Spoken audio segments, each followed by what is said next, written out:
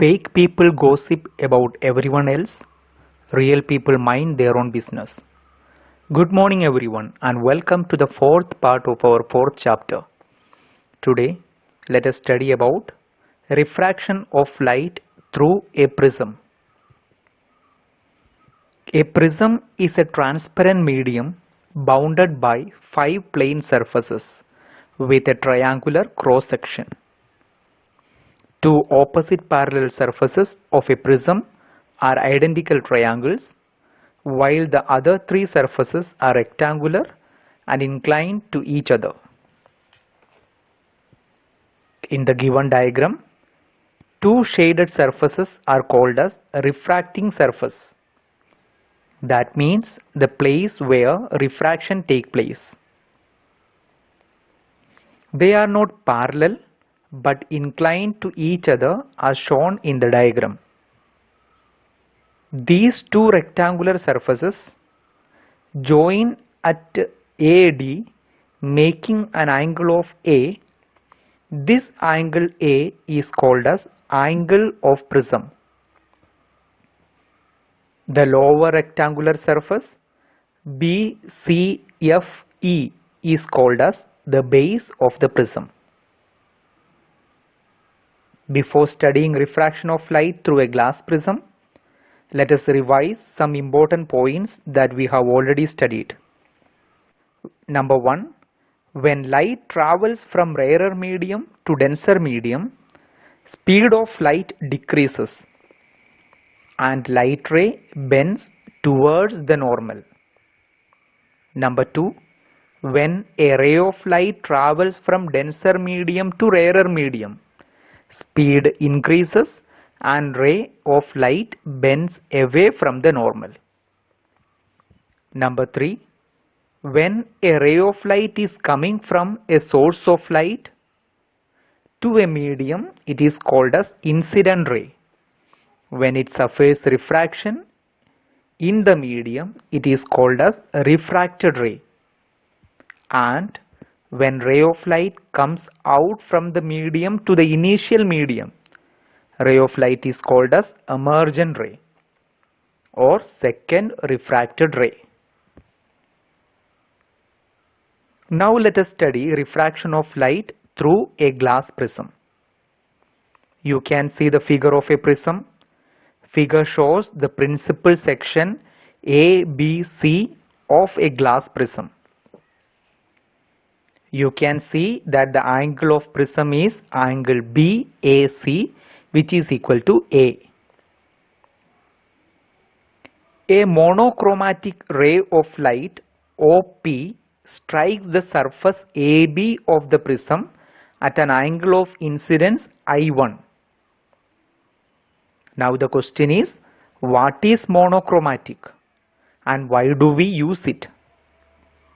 Mono means single, chroma means color. So monochromatic means of single color.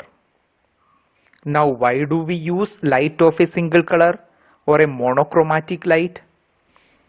Because if we use a normal light, after refraction light will split into 7 colors. If so, we cannot properly study about refraction and its characteristics. So we use a monochromatic light. Now this incident ray will suffer refraction at the face AB and bend towards the normal because light is traveling from rarer to denser medium. You can see this ray PQ is called as refracted ray and angle of refraction is R1.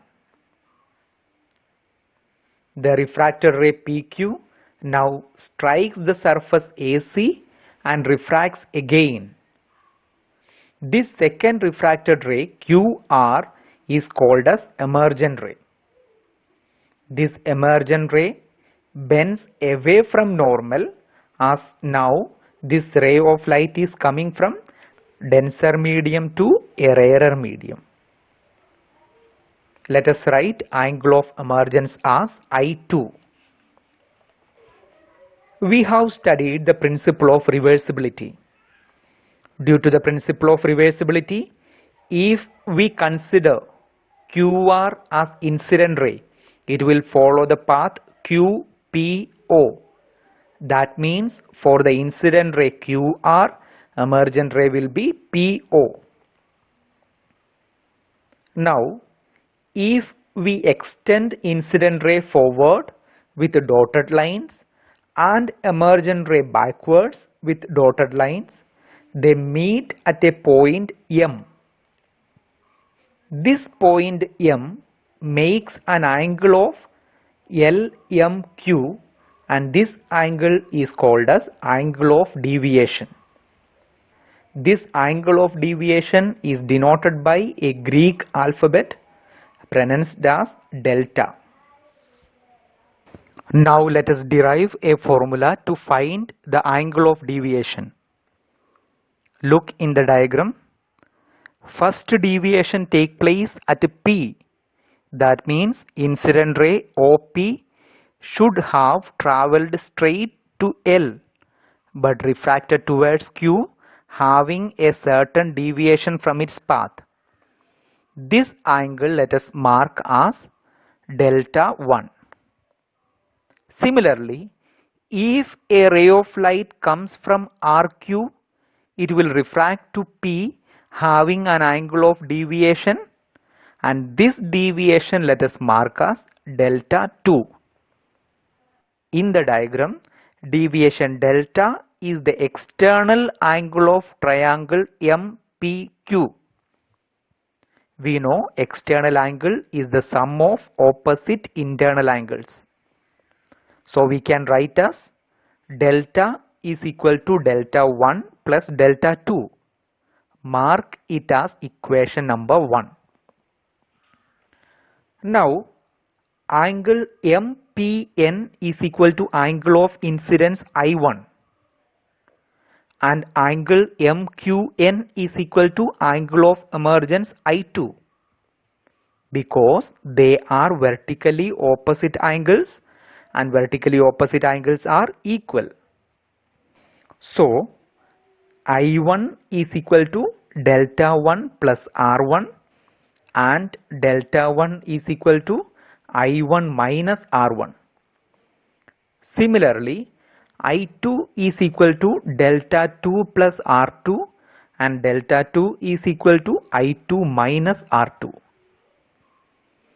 If we substitute these values in equation number 1, we get delta is equal to I1 minus R1 plus I2 minus R2.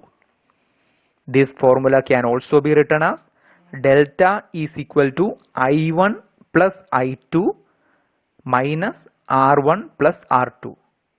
Write this equation as equation number 2. All those who did not understand this much, please watch this part again. It is not completed. We have still more to derive. Now look at the quadrilateral APNQ in the figure. We know sum of interior angle of a quadrilateral is equal to 360 degree. That means angle A plus angle N plus angle P plus angle Q is equal to 360 degree. But angle P is equal to angle Q is equal to 90 degree because PN and QN are normal. So, angle A plus angle N plus 90 is equal to 360 degree. And angle A plus angle N is equal to 360 minus 180 is equal to 180 degree. And we know angle A is the angle of prism, that is equal to A. So, angle N is equal to 180 minus A. Write it as equation number 3. Now look at the triangle PNQ. We know sum of interior angles of a triangle is equal to 180 degree. So angle N plus R1 plus R2 is equal to 180 degree, and angle N is equal to 180 minus R1 plus R2. Write this equation as equation number 4. If we compare equation number 3 and 4, that is angle N is equal to 180 minus A and angle N is equal to 180 minus R1 plus R2, we get A is equal to R1 plus R2. Write this as equation number 5. Now substitute the value of A in equation number 2, that is deviation delta is equal to I1 plus I2 minus R1 plus R2. We get delta is equal to I1 plus I2 minus A. This is the formula for deviation. We can also write this equation as I1 plus I2 is equal to A plus delta. Now let us study the factors affecting angle of deviation. This is very important and usually come for board examinations. There are 4 factors. Number 1, angle of incidence. Number 2, material of prism or refractive index. Number 3, angle of prism. Number 4, color or wavelength of light. Please note, material of prism and refractive index are same factors. Do not write them as separate factors. And color or wavelength are same factors. That means if 2 factors are asked for examinations, and if you write number 1 color and number 2 wavelength, you will not get full marks as they are same factors. Now let us understand each factor separately. Number 1, angle of incident. Out of all the 4 factors, this is the most important factor, and from this part usually graph showing angle of incidence and angle of deviation regularly asked for examination. There is no direct proportionality for angle of incidence and angle of deviation. You can learn it like this: inverse, minimum, direct. That means initially angle of incident is inversely proportional to angle of deviation. As angle of incident increases, angle of deviation decreases. Then for a particular angle of incidence, angle of deviation is minimum. And again directly proportional. That means if we further increase angle of incidence, angle of deviation also increases. Did not understand? Let me explain you with an example. Let initial angle of incident be 30 degree and angle of deviation be 90 degree. Let us increase angle of incidence. Now the angle of incident is 40 degree. Now angle of deviation becomes 80 degree, decreases, inversely proportional. Again increasing angle of incidence to 50 degree, angle of deviation becomes 70 degree, again decreases. Let us take this as minimum deviation. Now if we increase angle of incidence to 60 degree, angle of deviation also increases to 80 degree. On further increasing angle of incidence, angle of deviation also increases. So inverse, minimum, then direct. Now if we draw a graph showing relation between angle I and angle of deviation, graph will be a curved line, as you can see. Now very important point. Number 1, during the time when angle of deviation is minimum, refracted ray inside the prism is parallel to the base of the prism, as you can see in the diagram. And number 2, in the position of minimum deviation, I1 is equal to I2 or angle of incidence is equal to angle of emergence. So equation of deviation becomes deviation minimum is equal to 2i minus a. 2i because angle I is equal to angle E. Now the second factor, material of prism or refractive index. They are directly proportional. More the refractive index, more the deviation. Third factor, angle of prism. This too is directly proportional. That means more the angle of prism, more is the angle of deviation.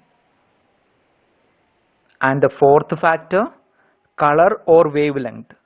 It is inversely proportional. That means more the wavelength, less is the deviation, and less the wavelength, more is the deviation. We know red color is having maximum wavelength and violet color is having minimum wavelength. So deviation is minimum for red color and deviation is maximum for violet color. So this is the end of today's class. Beautiful people are not always good, but good people are always beautiful. With this thought, let me conclude. Thank you. Have a great day. May God bless you all.